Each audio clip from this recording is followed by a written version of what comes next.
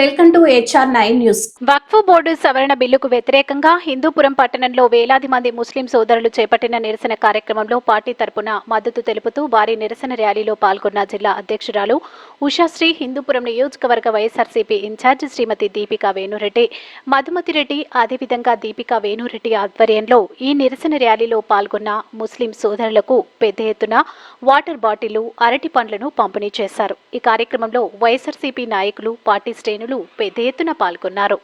కూటమి ప్రభుత్వం ద్వారా జరిగింది.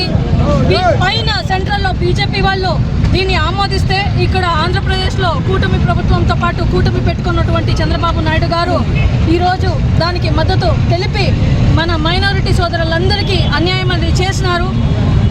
మన జగన్మోహన్ రెడ్డి గారు వక్ఫ్ బోర్డ్ బిల్ అమెండ్మెంట్ ఆపడానికి పిటిషన్ అనేది సుప్రీంకోర్టులో పెట్టి నిన్న విచారణ అనేది జరిగింది.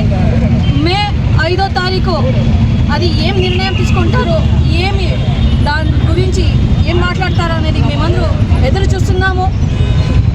ఆ రోజు కూటమి ప్రభుత్వము మైనారిటీ అందరూ మన వాళ్ళే అని చెప్పి ఓట్లకు మాత్రమే ఉపయోగించుకున్నారు. ఈరోజు ఆ మాటలన్నీ ఆడైపోయినాయి, ఏమైపోయినాయి నేను ఈరోజు అడుగుతున్నాను.